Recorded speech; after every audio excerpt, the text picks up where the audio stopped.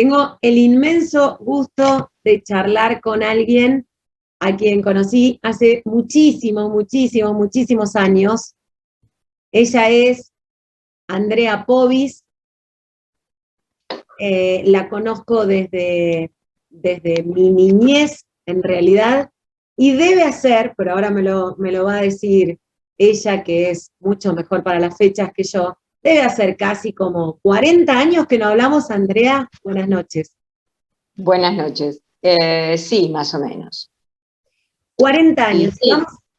Y vamos a charlar con Andrea y vamos a tener esta conversación, esta entrevista ampliada a mucha gente, porque además de ser una vecina de Bragado, ex bragadense podríamos decir, porque me parece que ya pasó más tiempo en otra ciudad que lo que vivió en Bragado, en realidad viene para compartir con nosotros algo que no querría faltar a la verdad, pero me parece que nunca se habló en un medio de comunicación en esta ciudad. Y esto sucedió hace 41 años atrás. Andrea, ¿qué pasó el 26 de julio de 1980? Era un sábado gris, frío, lloviznaba y nos reunimos en la vereda de la iglesia de la catedral. Ahí llegó el micro que nos iba a llevar a Bariloche, porque nuestros padres, cuando nosotros estábamos en primer año, decidieron, junto con las autoridades del colegio, que también eran padres de algunos de mis compañeros, que nosotros no íbamos a ir con el resto de los colegios de Bragado que iban a Villa Carlos Paz, porque se suponía que eso era un desmadre, que era un desastre, que se emborrachaban y que hacían cosas terribles. Nosotros no. Nosotros íbamos a ir a Bariloche en el invierno. Y en un viaje solo.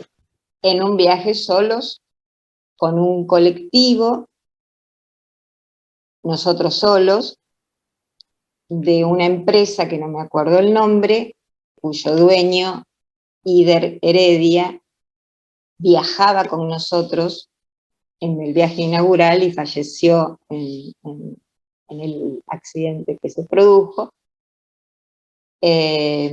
para asegurar de que todo se iba a cumplir en tiempo y forma y que nos iban a dar todo lo que nos habían prometido. Durante 5 años juntamos plata, hicimos un montón de actividades para poder llevar a cabo este viaje, inclusive para que no nos pasaran las faltas, lo hicieron pasar como viaje de estudios. Por lo tanto, yo primero fui la encargada del dinero, abrimos una cuenta en el Banco Bragado, yo iba todos los meses a renovar el plazo fijo de la plata que se iba juntando, y tuve que hacer la cartografía, digamos, tuve que hacer todo el viaje, las rutas, todo lo que íbamos a hacer, lo hice yo. Y tuvimos que presentar todo eso ante el ministerio, cuyo inspector era el papá de Guillermo Rizzo, que también era compañero mío y fue nuestro profesor de historia. Alfredo Rizzo. Y bueno, fuimos todos, nos subimos al micro. Yo viajaba con Patricia Aliano. Recuerdo que era un día oscuro y ella me dice, yo me siento en la ventanilla, estaba leyendo una novelita de Corín Tellado, entonces dice, necesito la luz que entre de la ventana. Y en la misma fila, pasillo de por medio, iban Silvia Macías y María Eugenia Rodríguez, en la parte de atrás del colectivo, pero nosotras dos estábamos del lado izquierdo del colectivo. Y bueno, viajamos, todo bárbaro, sin ningún problema, cerca de Bahía Blanca, paramos a cenar,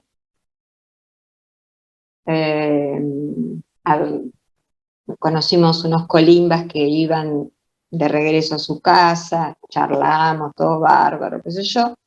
Terminamos de comer, tipo 11 de la noche, salimos rumbo hacia Bahía Blanca, hacia Bariloche. Recuerdo que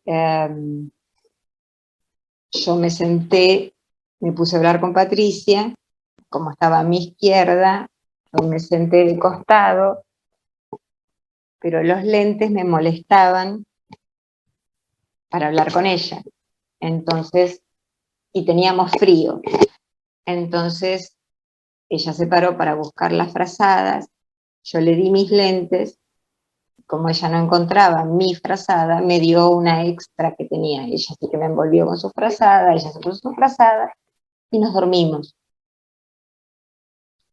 Lo último que yo recuerdo fue una luz, un ruido muy fuerte y que algo se me venía encima. Y ahí mi memoria se apagó, literalmente, y esto fue el 26 de julio, a la noche. Mi memoria se despertó consciente, con todas las luces, y habrá sido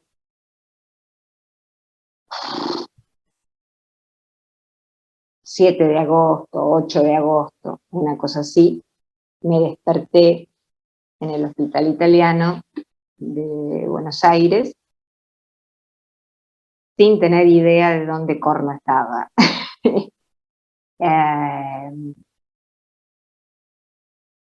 Y bueno.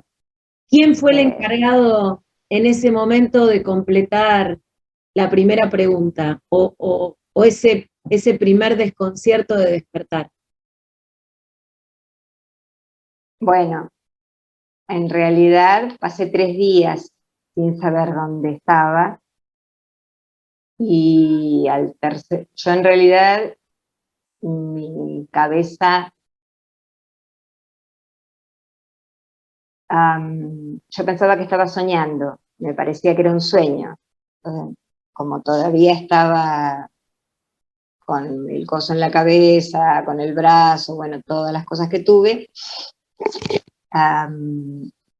lo de que algo se me cayó encima fue literal. Se me clavó un caño de la calefacción en la cabeza, me rompió el parietal derecho y me rompió toda la fosa orbital, yo perdí visión del ojo derecho, y el resto que se cayó encima mío me quebró la clavícula, el omóplato, me hizo un corte en el codo y me quebró el cúbito y el radio. Así que así como estaba durante 3 días, yo decía, no, ahora me voy a despertar. Esto es un sueño, esto no. Y bueno, al cabo del 3er día de que me despertaba y me acostaba, o sea, me dormía y me despertaba en el mismo lugar, dije, bueno, no, acá pasó algo. Y vi unas revistas que estaban ahí arriba, yo estaba sin lentes, no leía bien, pero miro así y decía septiembre o agosto de 1980. Y yo dije, ¿cómo agosto de 1980? ¿Qué pasó? Epa. Y ahí vi que estaba mi mamá y le pregunté a mi mamá. Y mi mamá me dijo, ¿cómo que pasó? Porque cuando a mí me llevaron al hospital de Bahía Blanca, yo estaba en coma profundo, me hicieron una limpieza, lo que se dice, o sea, te cierran, te limpian, qué sé yo, pero a mi papá y a mi mamá les pareció que el hospital de Bahía Blanca no era lo suficientemente bueno, y a través del ingeniero Cole, que era amigo personal del doctor Matera, que estaba en el hospital italiano en Buenos Aires, me llevaron en avión en ambulancia a Buenos Aires, y yo hice toda la recuperación ahí. Cuando me llevaron a la terapia general, yo estuve una semana en coma 4. Y después pasé a una terapia intermedia. Y en esa terapia intermedia, según mi madre, yo hablaba, reconocía a los parientes. Es más, mi mamá la llevó a mi hermana a que me viera, cosa terrible, porque mi hermana tenía 7 años, y recuerdo que después ella me lo contó, pobrecita se asustó muchísimo porque me dijo, parecías un televisor. Claro, yo estaba entubada, conectada, 8.000 monitores y cosas, pero yo no tengo memoria consciente de eso. Esos fueron cuentos de mi madre. Todo esto fue cuento de mi mamá. Según ella, ahí ella me dijo, mira, pasó esto, pasó, me fue contando. Yo le pregunté qué pasó con Silvia, qué pasó con Patricia. Ella me dijo, Patricia se murió, se desnucó, se murió este, se murió este, se murió este. Bueno, me contó todo. Y yo le creí, obviamente. Cuando me despierto consciente, cuando le pregunto nuevamente qué pasó, me dice, pues ya te lo conté. Pero bueno, no era la misma conciencia. Y bueno, hice recuperación y el 15 de agosto volví a Bragado, en ambulancia de vuelta. Estaba todo el barrio esperándome. Ponemos en contexto a la gente que está escuchándonos. Esa luz que viste fue lo que después conocimos y conoce la ciudad de Bragado como el accidente de Médanos, o Médanos. Médanos, sí, porque el cuento fue así. Después cuando tuvimos que, nos hicieron ir a declarar, primero tuvimos que ir a la policía a declarar y después a la compañía de seguro. Y ahí los que estaban despiertos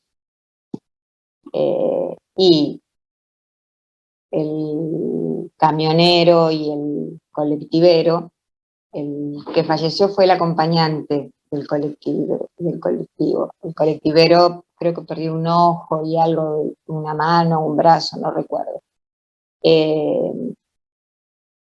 Yo me acuerdo que nos preguntaron si ellos habían tomado bebidas alcohólicas y me acuerdo que dijimos que no, que los habíamos visto tomar gaseosa. Parece que el asunto fue que la ruta estaba en muy mal estado, era una ruta de doble mano y venía una curva muy cerrada y ambas se vieron las luces, o sea, el colectivero vio la luz, de una luz que venía del otro lado de la curva y al revés. Y ambos dijeron, yo paso. Cuando el camión se encuentra de frente con el colectivo, el camionero volantea. Por eso el camionero y la caja del camión queda intacta, no se hace nada. Pero era un camión con acoplado. Y el acoplado coleteó y arrancó todo el lado izquierdo del colectivo. Lo volcó y eso quedó como techo. Y eso fue a pocos kilómetros de Médanos. Y eso sí recuerdo, en una juntada que no sé por qué hicimos, el papá de los mellizos, Coco Manterola, fue uno de los primeros que salió del micro a pedir ayuda a los autos que pasaban por la ruta, y los primeros autos no pararon, y recuerdo que él estaba muy enojado, decía, ¿cómo no pararon? El cuento es que él tenía una oreja que le colgaba, ¿no? Entonces decía, si el que sale está así, ¿no? Y bueno, empezaron a parar algunos autos, llamaron a la policía y fueron a, como era sábado en la noche, fueron al centro de Médanos a pedirle a la gente que estaba en los bares, en las confiterías, a que por favor llevaran sus autos y que fueran al lugar del hecho, porque no alcanzaban las ambulancias ni los... no había, o sea, éramos muchos, y entonces, bueno, la gente empezó a llegar con sus autos particulares. Y... ¿Cuántos viajaban, Andrea? ¿Cómo? ¿Cuántos viajaban? ¿Cuántos eran de tu promoción? Y éramos como 40 y pico. Éramos 43, creo. 6 se murieron de mis compañeros. ¿Cómo fue, nos contás, el despertar y las primeras horas de la reconstrucción? Sí. ¿Siempre quisiste saber o hubo momentos de esos primeros momentos en los que preferiste que ya no te dijeran nada? No, yo necesitaba saber. Yo estaba muy enojada, pasé años y años, enojadísima, pero ¿Con qué? enojadísima, ¿Con qué? con mucha gente que decía, no, lo que pasa es que tenías algo importante que todavía no habías hecho en la vida y por eso Dios te dejó viva, y esas boludeces que te dicen. Pues yo decía, puta madre. Mi amiga Patricia, que estaba al lado, se desnucó. Los 2 que estaban adelante mío fallecieron, los 2 que estaban atrás mío fallecieron. Y el cuento es que yo quedé entre medio de bolsos, valijas, cosas, en el fondo del colectivo. Y según mi mamá, que después Carlos Lingua me rectificó este dicho, vos sabés que mi mamá tenía problemas, tenía problemitas. Ella, cuando yo me desperté consciente, me dijo algo que yo creí durante muchos años, y después de muchas terapias empecé a cuestionar, pero me lo creí durante mucho tiempo. Ella me dijo, nadie te buscó, todos los vivos, todas las personas que estaban vivas, que fueron, y a vos te dejaron por muerta. Entonces yo siempre me quedé con eso guardado, y nunca me animé a preguntárselo a Silvia, o sea, en mi cabeza era, puta, nadie me buscó, ¿Se acercó a chequear? nadie a chequear o a ver a dónde corno estaba yo. Y fue lo que le pregunté a Carlos, y Carlos me dijo, no, yo entré al colectivo y di 3 vueltas por adentro y por afuera, por donde se podía pasar, dice, y me nombró a las personas que vio, dice, pero a Pipo Riano, a Mariana Novas, toda esta gente falleció. A Beatriz Martiñán y a la mamá y a mí no nos vieron. ¿Y a dónde habías quedado? ¿A dónde habías quedado? Yo había quedado abajo de alguna valija, qué sé yo, abajo de algo. El cuento real es que cuando entraron los bomberos, sí se fueron todos los policías, la gente viva. Eduardo lo sacaron enseguida porque estaba sentado adelante. Entonces, uno de los primeros coches policiales se lo llevaron, y ahí se fue con Carlos y se fue con Gaby Belamendía y con la hermana de Gaby, que también había tenido un problema, pero no muy grave. Y cuando se fueron todos, entraron los bomberos a tratar de sacar a los chicos muertos que estaban atrás mío y a sacar todo. Y uno de los bomberos me pisa. Y cuando me pisa, yo me quejo. Y ahí se avivaron de que yo estaba viva. Así que salí en una escalera, me pusieron en una escalera de bomberos y me sacaron. Y me llevó al hospital de Bahía Blanca un señor en su auto particular, el señor Lito, que era de una peña folclórica de Médanos, que después de varios meses, cuando yo ya estaba bien embragado en mi casa, el hombre consiguió la dirección y viajó hasta Bragado para ver cómo estaba yo. Y me trajo la manta donde yo estaba envuelta, esa manta que era de mi amiga Patricia, y para asegurarse de cómo estaba yo. Yo me llevó en el auto a Bahía Blanca, junto con los 2 colimbas que habíamos encontrado, que habíamos comido juntos. Dice que yo estaba consciente, que le dije cómo me llamaba, que ponía la cabeza, ¿no?, del lado izquierdo, yo tenía el pelo hasta la cintura, ellos me enderezaban la cabeza, pero yo la torcía, y dijo una cosa que yo hasta el día de hoy no me parece increíble, pero bueno, pasó así. Dice que yo me bajé por mis propios medios del auto, me salí sola. Caminando, y ahí me estaban esperando con una camilla y ahí ya está. Ahí se acabó el cuento, digamos. No, ahí ya no. Cuando, cuando volvés a Bragado, fuiste una de las sobrevivientes de este accidente, junto con tu compañero Eduardo, que mayor gravedad tuvieron. Sí. Tuviste operaciones también.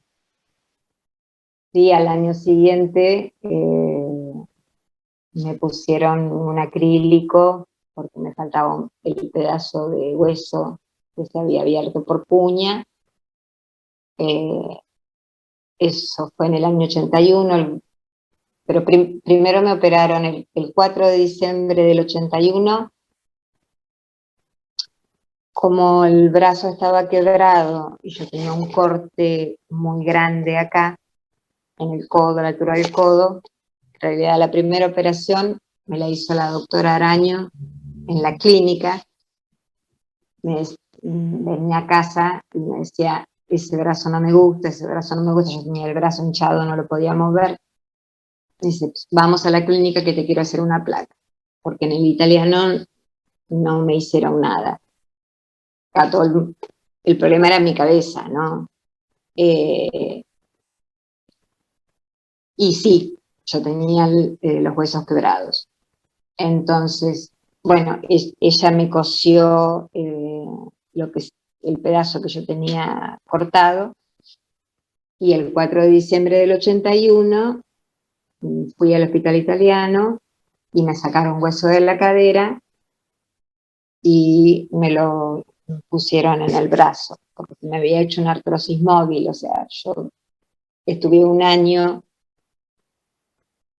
yo aprobé el examen de ingeniería ese año, estuve en la facultad, tomaba 2 colectivos diarios con la cabeza sin el hueso y con el brazo haciendo así, crack, crack, crack, crack, me hacía. Y bueno, me sacaron hueso de la cadera, me cortaron los bordes, lo pusieron y me pusieron un clavo largo de platino. Y el 9 de diciembre del mismo año me pusieron el acrílico en la cabeza. Y así volví. Cuando volvés a Bragado, ¿qué encontraste y qué no encontraste? Cuando volví la primera vez... ¿Cuándo volviste para reincorporarte a tu vida? Yo llegué, volví a clase un 8 de octubre, yo vivía a una cuadra de la escuela, recuerdo que me fui caminando, agarrándome de las paredes, porque me mareaba, y llegué justito antes de que se me vencieran el límite de faltas, porque yo no era de faltar, y todas, viste que te daban reincorporaciones. Hubo compañeros, Guillermo, Eduardo mismo, y otros más.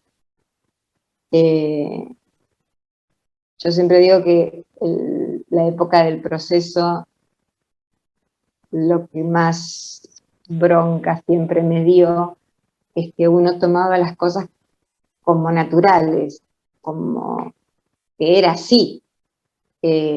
Muchos años después me di cuenta de la injusticia que habían cometido con nosotros. Yo me salvé porque llegué justito, pero el resto les hicieron rendir todas las materias, los dejaron libres.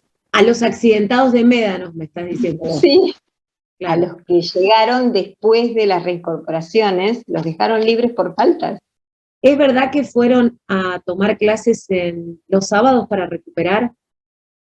Eso no lo sé, porque yo no rendí. Compañeros tuyos, seguramente previo a que vos volvieras, tuvieron que ir los sábados a recuperar clases. Les tomaron examen, y yo durante años no me di cuenta de que eso estaba mal en mi cabeza, y sí, si te quedaste libre por falta, tenías que recuperar.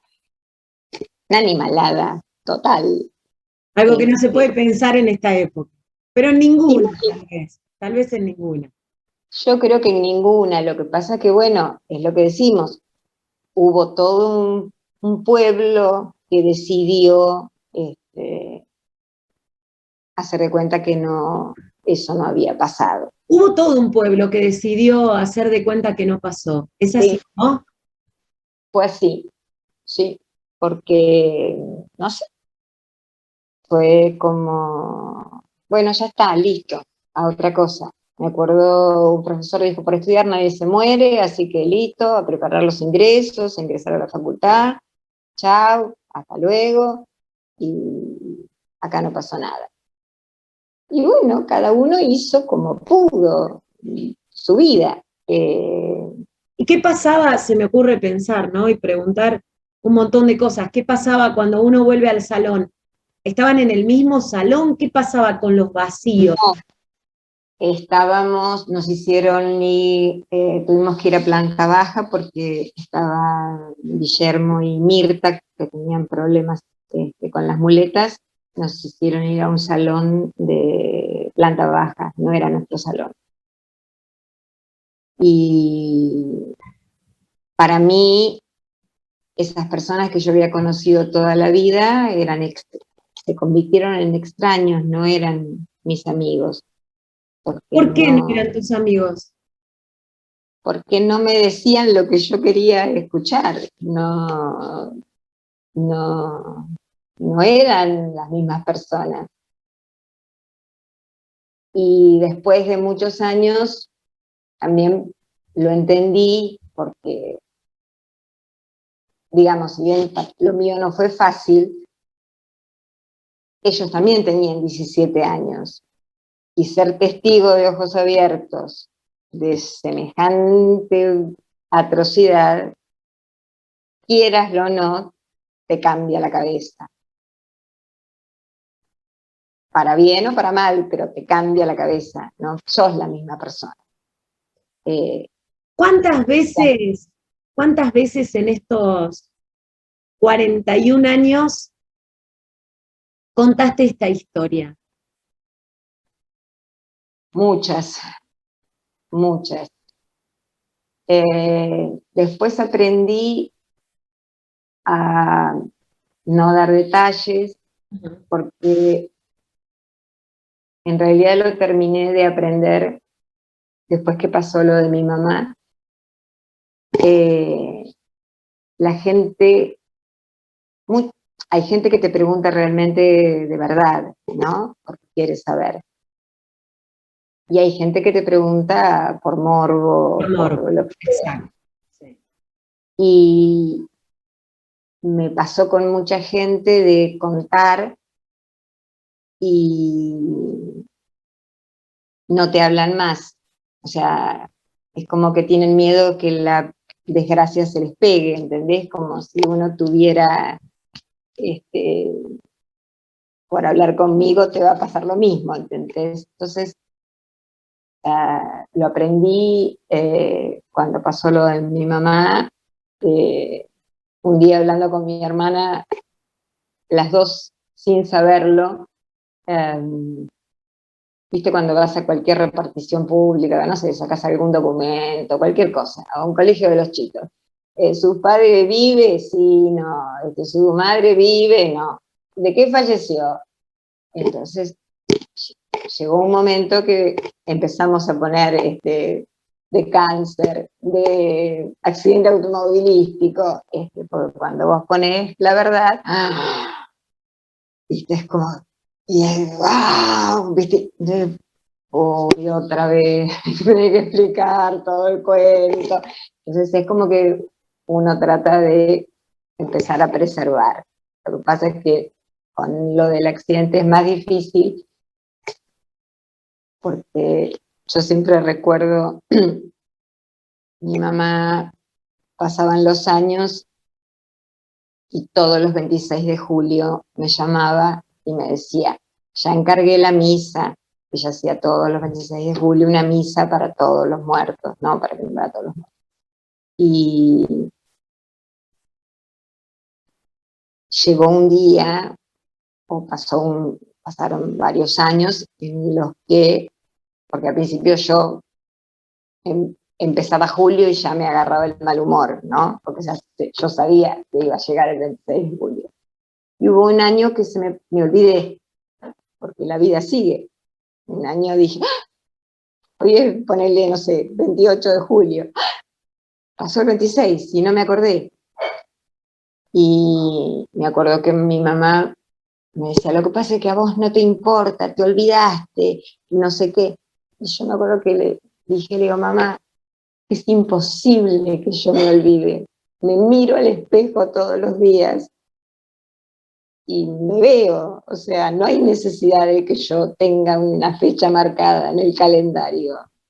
Con verme la cara y verme las cicatrices en el cuerpo, no me puedo olvidar nunca, jamás me voy a poder olvidar. Eso te iba justo a preguntar, si además de esas marcas de las que estamos hablando, de esa memoria, hay marcas visibles de aquel 26, sí, las de las operaciones. Las originales y las operaciones, sí, sí. La original es la del brazo de acá, y de la operación después Ajá. tengo acá un cuerno con 2 hermosos alambres de platino, que hacen que no me pueda hacer resonancias, por ejemplo. Ajá. Porque es un material que es conductor ferromagnético, es conductor de la electricidad, y cada vez que yo tengo problemas en las cervicales, y en los diferentes lugares a donde vas, te dicen, no, vas al resonador abierto, y si pagas esta diferencia, qué sé yo. Y digo, está bien, dale, hacémela. Y sale el técnico corriendo y te dice, no, no puede. no pueden, se me hierven los sesos, no se puede. Así que no me puedo hacer resonancia. En aquella época distinta, porque vos recién decías un gobierno militar y decías esto es la escuela, ¿no? Y este comportamiento. y a uno le llama poderosamente la atención, pero también con menos años, pero transitando la misma escuela, uno retiene algunos recuerdos vagos de esos egresados que se habían accidentado. ¿Fueron egresados? ¿Tuvieron baile del estudiante? ¿Tuvieron fin de curso?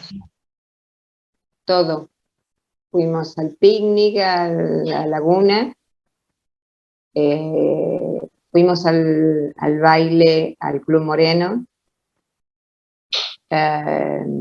Recuerdo que yo no quería ir, pero bueno, tuve que ir, porque me acuerdo que la vecina de enfrente, Julie André, me prestó un turbante, un coso ahí horrible, y sí, fuimos, como si no hubiera pasado nada. Fotos, todo tal cual, como si... Y hay un monolito en el cementerio de Bragado. De hecho, yo fui la que mandó a hacer la placa que tiene el distintivo, que era nuestro distintivo, donde dice egresados 1980, Escuela Nacional Normal Superior Bragado, que era el distintivo nuestro. La placa la mandé a hacer yo. Una de las cosas más llamativas es que en aquella época, estamos hablando del año 1980, la escuela normal de Bragado ya estaba ubicada en la calle Núñez, entre Urquiza y Avellaneda. Es decir, que sigue esta escuela normal que nosotros conocemos estando en el mismo lugar. Sin embargo, no hay en ningún rincón de la escuela una mención a esto que sucedió, donde falleció su directora, ¿no? Imagínate, no, yo no volví nunca más a la escuela.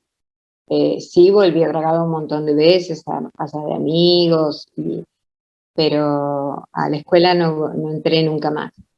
Y de hecho creo que hubo una reunión de no sé cuántos años, me parece que en esa época yo estaba en Estados Unidos, yo viví 7 años en Estados Unidos, pero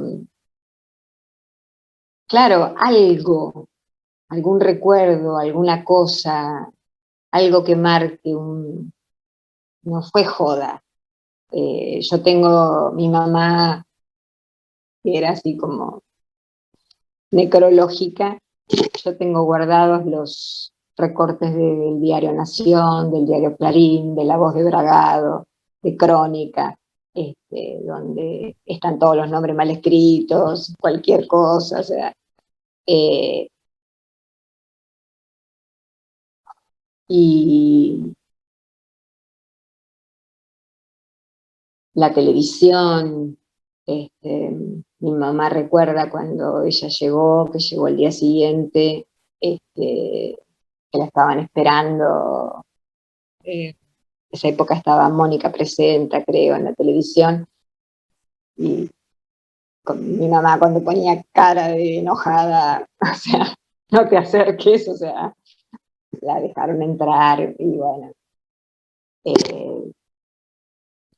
Pero bueno, después a mí me trajeron acá a Buenos Aires al hospital italiano, y a Eduardo lo llevaron al hospital francés. Y yo siempre digo, yo tuve a mi hijo en el hospital italiano y me atendí durante muchos años en el hospital italiano. No sé si es por ahorrar plata o por criterio médico, pero mi clavícula se soldó solita, se soldó cabalgada, así nadie se ocupó de mi clavícula, ni de mi omóplato, ni de mi brazo, se ocuparon de mi cabeza, que era lo que yo necesitaba. A Eduardo, en el hospital francés, le enyesaron el pecho por el tema de la clavícula. Y vos, cuando tenés un traumatismo de cráneo, lo que necesitas es oxígeno, o sea, necesitas que tu caja torácica se pueda mover con facilidad para que el oxígeno llegue al cerebro. Entonces, viste, decís, no estuvo tan mal el criterio del italiano de no haberme enyesado la clavícula. No sé. Pienso escuchándote, no puedo dejar de pensar la cantidad de años que pasaron. Y si bien uno entiende la rigidez de esa época marcada por un gobierno militar y el comportamiento social, uno por ahí no puede entender que pasaron 41 años y que cueste que estos temas se conversen. ¿Cómo pensás vos o cómo me dirías a mí este continuar? Un par de veces dijiste la vida sigue, ¿no? Entonces Sí. hablemos, la vida siguió, indefectiblemente siguió para todos. Uh-huh. ¿Cómo costó o cómo no costó? ¿Cuándo dolió? ¿Cuándo angustió? ¿Cuándo sanó? Sanó el día que, creo que terminó de sanar el día que Carlos me dijo que me había buscado.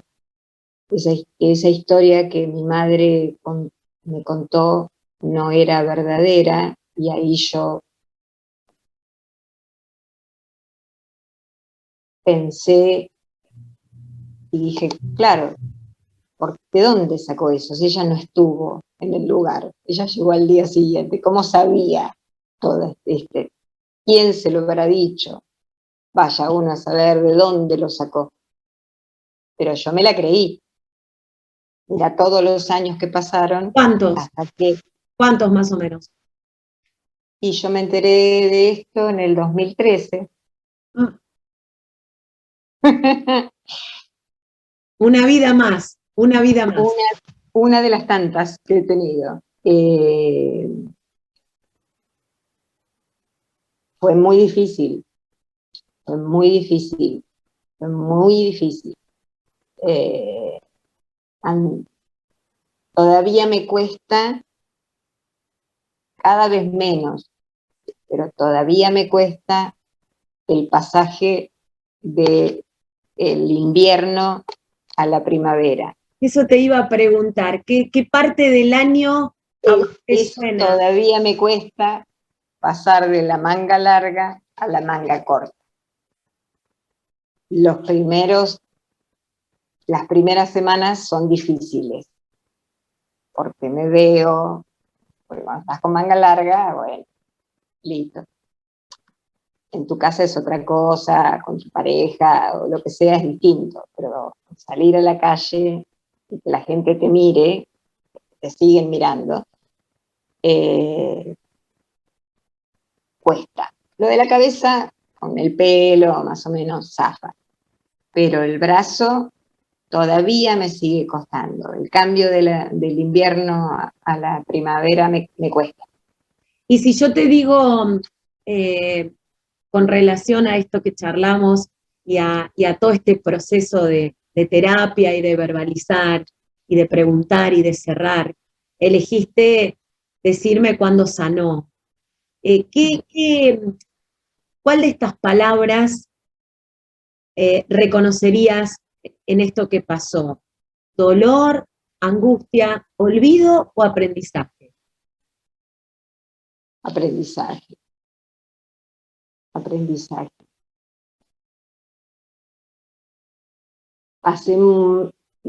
Dolor,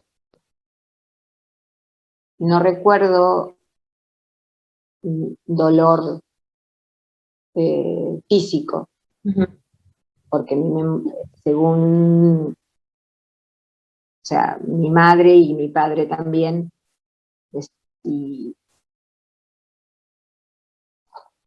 cada vez que iban a verme a terapia, se cruzaban con la gente que iba a visitar a los otros, y la gente decía, es insoportable el llanto y las quejas de la chica de Bragado, porque cuando nuevamente sos un politraumatizado, no te pueden, o sea, no te pueden dar calmante, ¿no? Entonces la tenés que bancar en vivo y en directo. Pero la memoria te protege, no lo recuerdo, Y no lo recuerdo.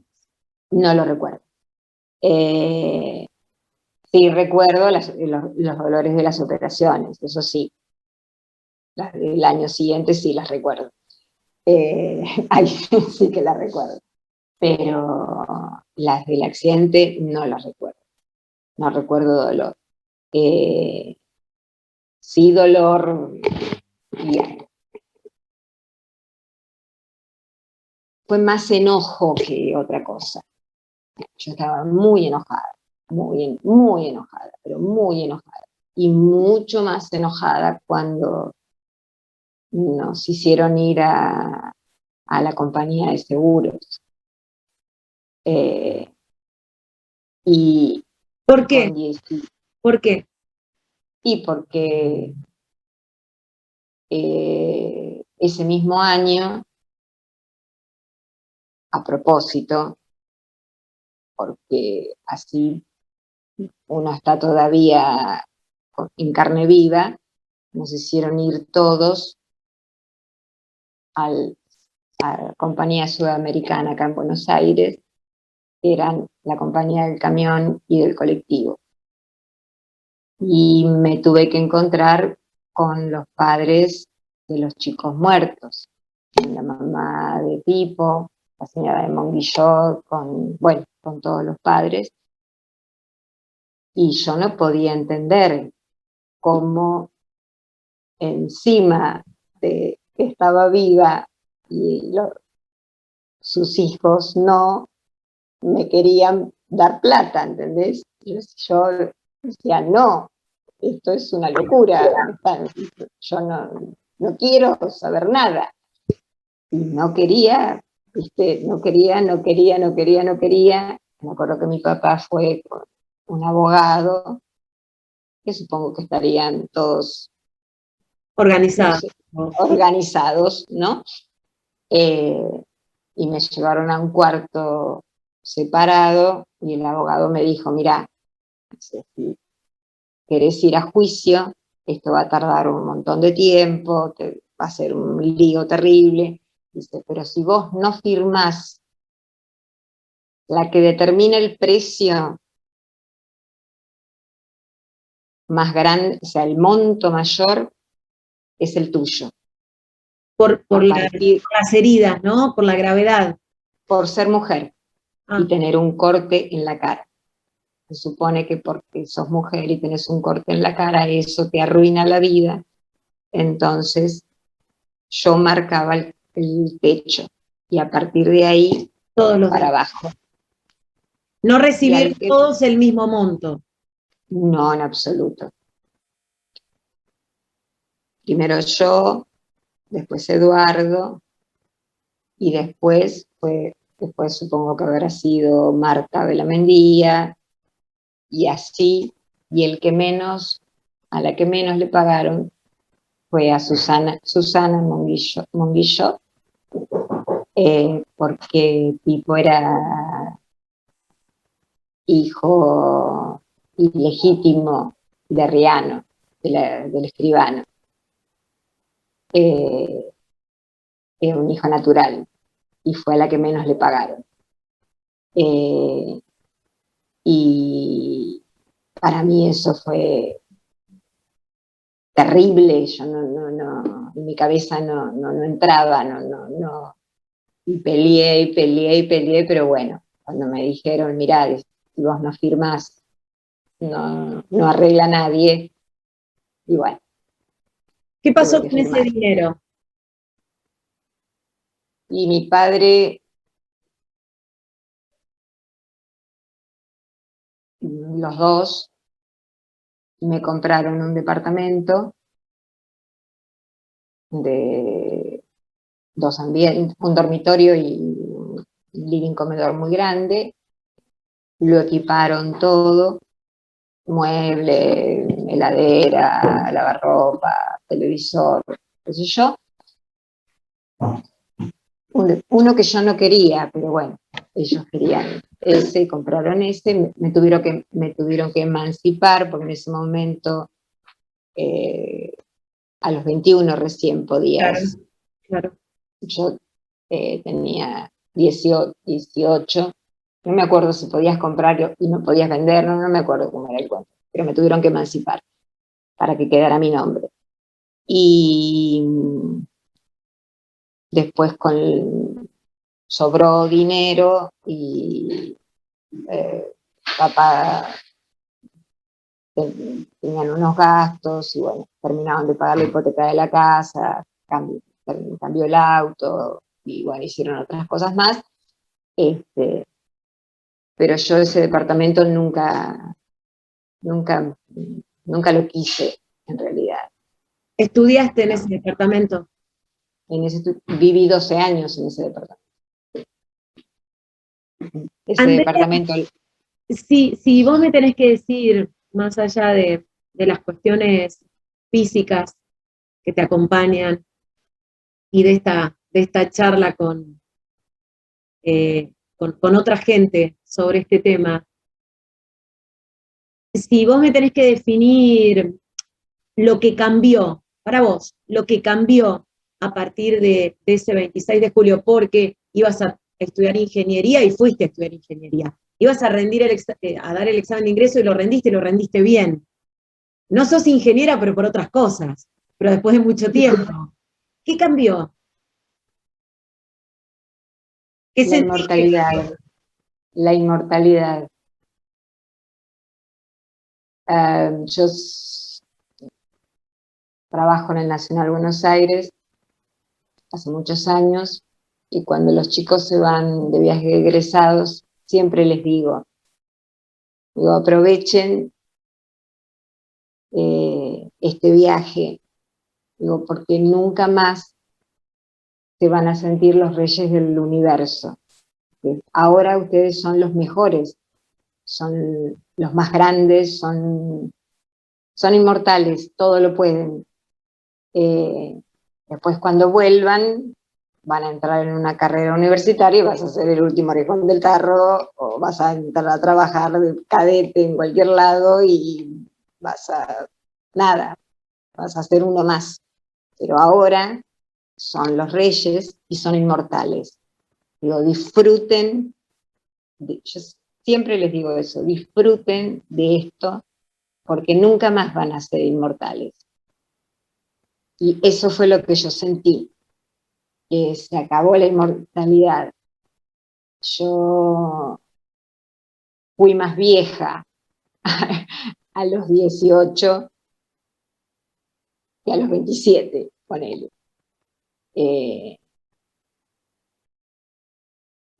Eso fue lo que más me golpeó, esto de sentir esa responsabilidad, esa cosa de, bueno, estás viva, listo, y ahora, bueno, tenés que hacer algo con esto.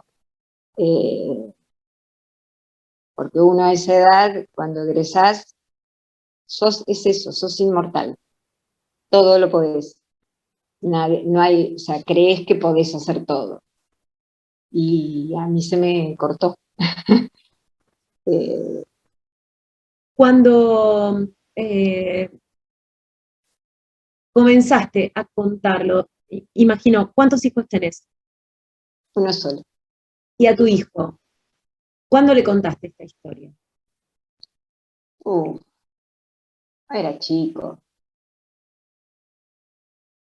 No recuerdo bien cuándo. O él me habrá empezado a preguntar por las cicatrices Ajá, cuando era más chico. Pero para él era un cuento. Era un Sigue cuento. siendo, Sí, siendo un sigue cuento. siendo, ¿Y le es tenés un cuento. miedo a la ruta, a los viajes, a que él emprenda viajes?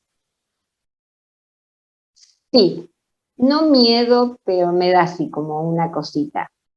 Cada vez que tengo que viajar en colectivo, ¿Sí? como que me da así una cosita. Después pasa, pero los primeros momentos es como, me da así cosita. ¿Cuándo Sobre volviste a hablar todo, con tus compañeros de Bragado? Porque no enseguida. ¿cómo? ¿Cuándo volviste a hablar con tus compañeros de Bragado? Con esos compañeros, porque no fue enseguida. No, Después en el de 2012. estudiar, En el 2012, en el 2012, recién ahí. claro. Nos juntamos alguna que otra vez, pero cuando yo volvía de estudiar, que te encontrabas o te cruzabas en algún lado, alguna esquina, hola, ¿qué tal? Y nada más. La veía Silvia después, pero porque iba de visita. Eh, pero era un ratito, charlábamos dos boludeces y nada más. Eh, y con el resto no los vi más. Hasta ese día 2012, que fue muy gracioso porque yo llegué, ponele 10 minutos tarde y ya estaban la mayoría sentados afuera tomando algo y nadie me reconoció. Y entonces yo lo miraba y claro, la última imagen que tenían de mí era la que tenías vos. Y La que entonces, tenía. claro, Sí. cuando me vieron, todos se volvieron locos, empezaron a los gritos, fue todo un escándalo, porque, claro, no nos habíamos visto nunca más. Eh, sí, en el 2012, 2013. Ahora que estás contando esto que me estás contando a mí y que te voy a agradecer siempre, esta charla sí, vos sabés que va a ser vista por varios y que en realidad se va a transformar en el primer testimonio público de alguien que estuvo en el accidente de Médanos. Que el que te ve por ahí dice, o puede pensar, ¿no? Eh, ¿por qué esto no se contó antes? ¿O por qué no se trabaja? Así que, ¿qué pensás vos? ¿Por qué no se cuenta esto? No lo sé. Esta es mi versión de los hechos. A lo mejor hay otra persona que tiene otra versión. Esta es mi versión. Eh, yo creo que por mi vida y por mi familia, en mi casa siempre se habló y se dijo todo. A mí nunca nadie me ahorró ningún dolor, nada, todo se hablaba, no había secretos. Ujú. Y así me crié yo. Eh, entonces, bueno, para mí era normal eh, hablar del tema. En otras casas es diferente, a lo mejor hay ciertos pudores, o hay estos secretos familiares que dan vueltas. Este, no sé si habrá tenido que ver con el proceso, no sé si habrá tenido que ver con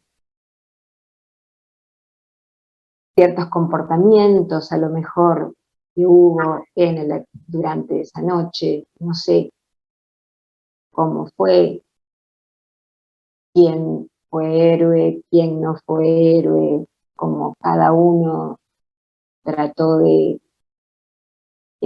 salir de ese colectivo. Eh,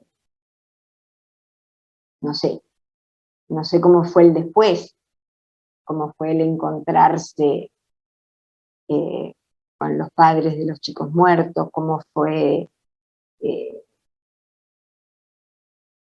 mm, no debe haber sido fácil tampoco quedarse en el pueblo y tener que convivir con todo ese dolor a los 18 años. ¿Crees que es más fácil haberse ido, como en tu caso? No sé si más fácil, para mí fue necesario. Yo no hubiera sobrevivido. No, si bien fue una locura, eh, después de muchos años me di cuenta que yo tuve principio de surmenage y estuve un año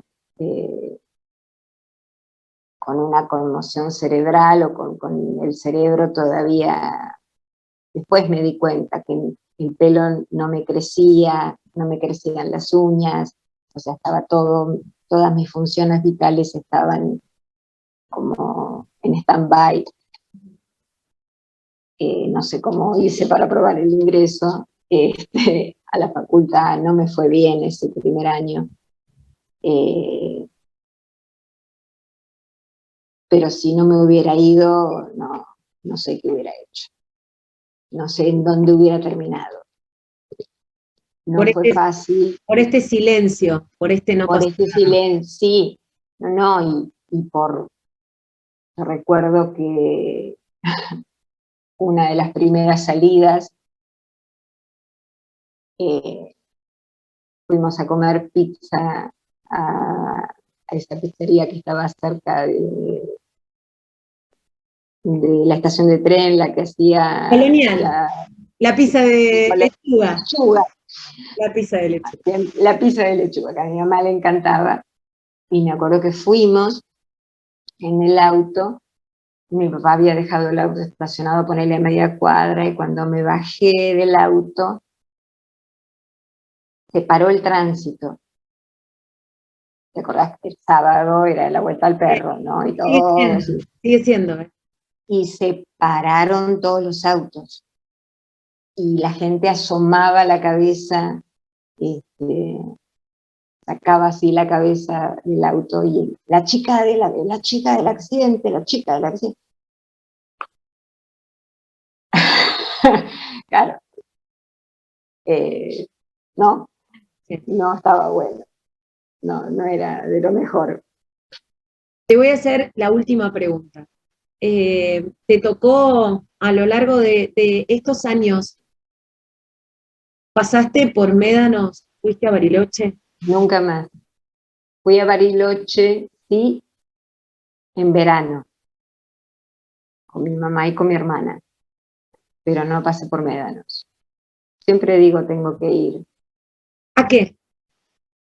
No sé. A ver. ¿Irías al No lugar? lo sé. ¿Irías al lugar? Sí. Sí, es algo que tengo ahí pendiente. No sé para qué, pero iría. Sí, iría. Si, A ver. si tuvieras que escribir esta historia, como en una página que uno decide, o tal vez la tenés escrita, no sé. Y yo te digo, bueno, tenés que ponerle un título. ¿Qué título le pones?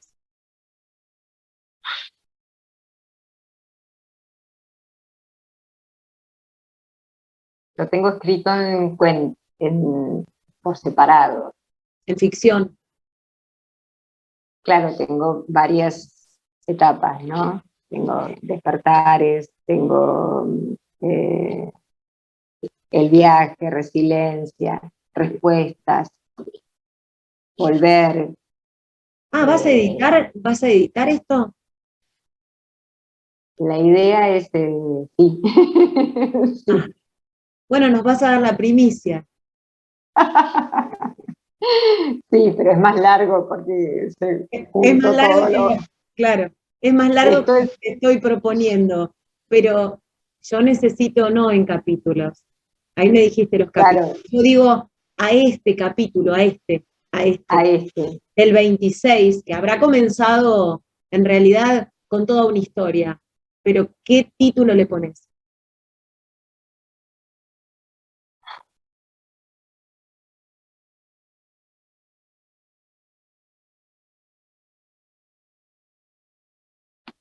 ¿Qué título le pondría? Quizás esto que te dije, perder la inmortalidad, algo de eso, algo que tenga que ver con eso, algún juego de palabras con, con la inmortalidad, porque eso es lo que más me, to- me tocó, me jodió, ¿Qué movió? me movió, sí, sí. ¿De qué das clases, Eh, Andrea? ¿Cómo? ¿De qué das clases? ¿De qué sos docente? Estoy en el laboratorio de física. Eh, y trabajo, bueno, el año pasado me recibí de psicóloga social y ahora empecé a estudiar justicia y derechos humanos en la UNLA. Vamos a ver cómo me va. Seguro que bien. Lejos Sí. de la ingeniería. Pero como dice una amiga mía, es lo que me da de comer. Gracias a eso es que puedo hacer las otras cosas. Las otras cosas. Eh, ¿Sí? Te vamos a dejar pensando en ese título, la inmortalidad o lo inmortal. Nos Uh-huh. dejemos ese título para cuando lo edites. Dale. Ahora, primero te quiero agradecer públicamente muchísimo, porque no hubo más que conseguir el teléfono para hacer esta charla. Eh, Así que te quiero agradecer muchísimo que te hayas abierto con nosotros a esto. Eh, Seguramente que hay un montón de los que te conocen que van a mirarla, así que son estos minutos para esos saludos o esos recuerdos o esos no recuerdos, eh, tus minutos. No, repito, esta es mi versión de los hechos o la versión que me dieron a mí de los hechos, lo que pude rescatar. Eh, espero no haber ofendido a nadie, eh, o que nadie se haya sentido mal por lo que conté. Eh, son mis recuerdos, es parte de mi vida, que está, como digo, grabada en mi piel, además de mi recuerdo en la cabeza, está, este, que no se puede borrar. No me puedo hacer la tonta, no puedo mirar para otro lado. Ojalá pudiera, pero no. Te mando Así, un abrazo muy cálido y, no, gracias a vos. y un beso enorme. Muchas gracias. Bueno, muchas gracias a vos.